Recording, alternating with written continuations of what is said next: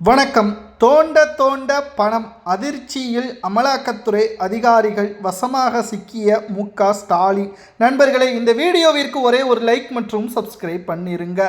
திராவிட முன்னேற்ற கழகத்தின் 5 ஆண்டுகள் ஆட்சி என்பது சுமார் 30,000 கோடி வரைக்கும் முறைகேடு ஊழல் நடைபெற்றுள்ளது. அதற்கான ஆவணங்களையும் முதல்வர் விஜய் அவர்கள் ஆளுநரிடம் சமர்ப்பித்து விட்டார். ஆளுநர் அமலாக்கத்துறை அதிகாரிகளிடம் அனைத்து கடிதங்களையும் கொடுத்து முறைப்படி திமுகவின் மாஜி அமைச்சர்களை விசாரணையை எப்ப வேண்டுமானாலும் நடத்தலாம். ஒரு முன்னாள் அமைச்சரை சாதாரணமாக விசாரணை செய்ய முடியாது. நீதிமன்றம், ஆளுநர், தமிழக அரசு அனைத்து ஒப்புதலும் வழங்க வேண்டும். ஆனால் முதற்கட்டமாக விஜய் அவர்கள் அனைத்தையும் தயார் செய்து ஆளுநரிடம் சமர்ப்பித்த நிலையில்தான் தற்பொழுது ஏவா வேலு அவர்களது வீட்டில் சோதனைகளும் நடைபெற்றது. சுமார் 4 கோடி வரைக்கும் முறைகேடு செய்யப்பட்டதாகவும் போடாத சாலையை போட்டதாகவும் கணக்கு காட்டப்பட்ட நிலையில் தற்பொழுது ஆவணங்கள் அனைத்தையும் பறிமுதல் செய்து சுமார் 40 லட்சம் ரொக்கமும் தற்பொழுது ஆவணங்களையும் மூட்டை மூட்டையாக கைப்பற்றி சென்றார்கள். அதனை தொடர்ந்து தற்பொழுது மீண்டும் ஒரு திமுகவின் மாஜி அமைச்சர் சேகர் பாபு அவர்களது வீடு மற்றும் அலுவலகங்கள், பண்ணை வீடுகள் இவற்றில் சோதனைகள் நடத்த உள்ளதாகவும், பண்ணை வீட்டில் ரகசிய அறையில் மூட்டை மூட்டையாக பணங்கள் பதுக்கி வைக்கப்பட்டிருப்பதாகவும், அவற்றை தோண்டினால் நிச்சயம் தோண்ட தோண்ட பணம்தான் கிடைக்கும் என்றும் அமலாக்கத்துறை அதிகாரிகளது விசாரணையில் தகவல்கள் கிடைக்கப்பெற்றுள்ளது. ஏற்கனவே கோவில் நகைகள், பணங்கள், உண்டியல் பணங்கள் அனைத்திலும் முறைகேடுகள் நடைபெற்றிருப்பதாகவும், தங்கத்தை உருக்கி பணத்தை, நகைகளை, மோசடிகளை செய்ததாக சட்டப்பேரவையிலேயே முதல்வர் விஜய் அவர்கள் பேசியிருப்பார். மேலும் கோவில் உண்டியல்கள் முறைப்படி கோவிலின் வளர்ச்சிக்கு செல்லாமல் தனிப்பட்ட நபரின் சட்டைப்பையில் செல்வதாகவும் தற்பொழுது சிட்டிங் அறநிலைத்துறை அமைச்சர் ரமேஷ் அவர்கள் ஆதாரங்களுடன் கூறியிருந்தார். மேலும் கடந்த கால அறநிலைத்துறை அமைச்சரின் செயல்பாடுகள் மக்களின் வளர்ச்சிக்காகவோ, கோவிலின் வளர்ச்சிக்காகவோ, உயர்தர ஒட்டுமொத்தமான சுகாதாரத்திற்கோ எந்த ஒரு செலவும் செய்யாமல் தனிப்பட்ட நபரின் வளர்ச்சிக்காக மட்டும்தான் கடந்த திமுகவின் ஆட்சியில் முறைகேடுகள் அறநிலைத்துறையில் நடைபெற்றதாகவும் தற்பொழுது குற்றங்கள் சாட்டப்பட்டுள்ளது. மு.க.ஸ்டாலின் அவர்கள் தற்பொழுது லண்டனில் இருக்கிறார். அவர் திரும்பி வரும்பொழுது கோபாலபுரத்திற்கு கொடுக்கக்கூடிய ஒட்டுமொத்தமான தொகைகளும் பறிமுதல் செய்யப்படும்.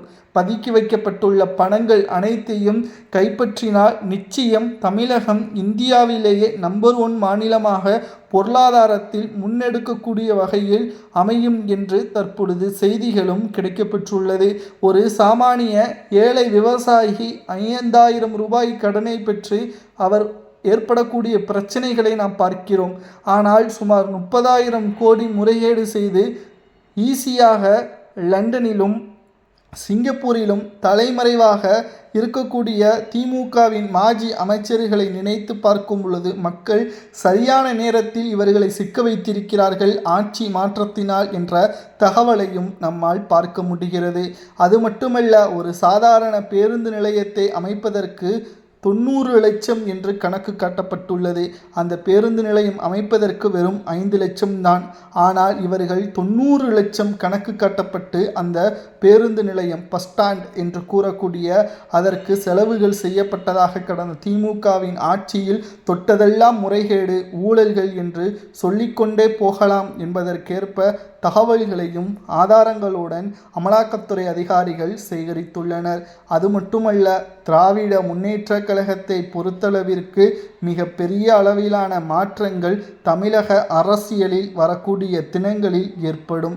கிட்டத்தட்ட திராவிட முன்னேற்ற கழகத்தை பொறுத்தளவிற்கு மிக பெரிய அளவிலான சிக்கல்கள் மாஜி அமைச்சர்களால் மு.க.ஸ்டாலின் அவர்களது தலையில் விழக்கூடிய இடியாக அமையும் என்றும் கூறப்படுகிறது.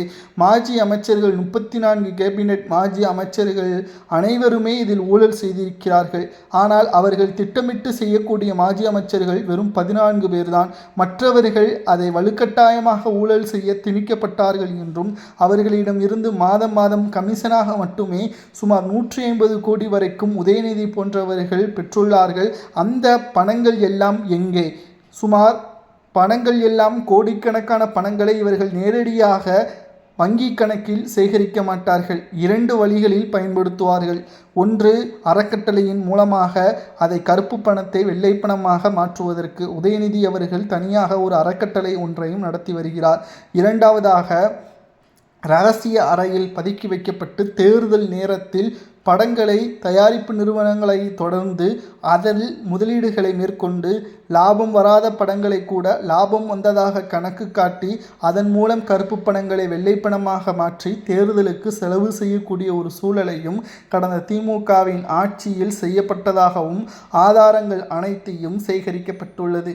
தோண்ட தோண்ட பணம் என்றால் நிச்சயமாக கோபாலபுர குடும்பமே முதல்வர் விஜய் அவர்கள் கரூரில் சொல்லியிருப்பார் ஒரு வார்த்தை, நிச்சயம் தவறு செய்தவர்கள் அதற்கான தண்டனையை அனுபவிப்பார்கள். ஏண்டா இந்த தவறு செய்தோம் என்று ஒவ்வொரு நாளும் யோசிக்கும் அளவிற்கு நான் சிறந்த நடவடிக்கையை மேற்கொள்வேன். தமிழக மக்கள் ஒவ்வொருவருக்கும் பாதுகாவலனாக எனது ஆட்சியில் மக்கள் எந்த ஒரு அரசு சம்பந்தப்பட்ட வழக்குகளிலோ அல்லது பிரச்சனைகளிலோ லஞ்சம் கொடுக்க முடியாத அளவிற்கு நான் செய்வேன். அப்படி மீறி லஞ்சம் கேட்டால் அவர்கள் மீது உடனடியாக நடவடிக்கை எடுப்பேன் என்பதையும் முதல்வர் விஜய் அவர்கள் பேசியுள்ளார். தமிழகத்தில் தற்பொழுது ஏவா வேலு அவர்கள், சேகர் பாபு மற்றும் இதற்கு முன்னால் நிதியமைச்சராக இருந்த தங்கம் தென்னரசு, துரைமுருகன் போன்றவர்கள் மீதும் விசாரணை கமிஷன் அமைக்கப்படும் என்றும் கூறப்படுகிறது. அடுத்த 5 ஆண்டுகள் 50 நாட்களுக்கே திமுக கதறுகிறது என்றால் இன்னும் 5 ஆண்டுகள் இருக்கிறது. திமுகவின் நிலைமையை நாம் பார்க்கும் பொழுது நிச்சயம் மனவேதனை அடையக்கூடிய வகையில் மு.க. ஸ்டாலின் அவர்கள் இருப்பார்.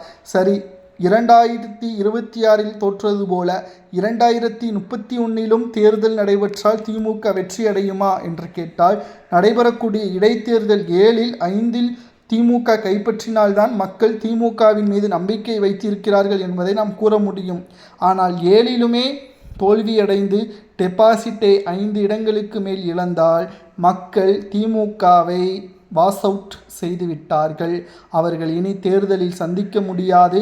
அவர்கள் இனி தேர்தலில் போட்டியிட்டால் தோல்விதான்.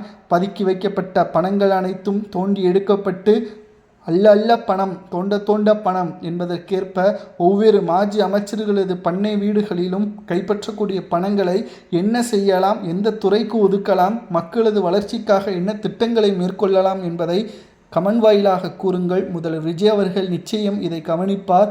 நம்முடைய அனைத்து தகவல்களும் நேரடியாக முதல்வர் விஜய் அவர்களது கவனத்திற்கு செல்லும். இதை பற்றி உங்களது கருத்துக்களை கமெண்ட் வாயிலாக மட்டும் கூறுங்கள். நன்றி, வணக்கம்.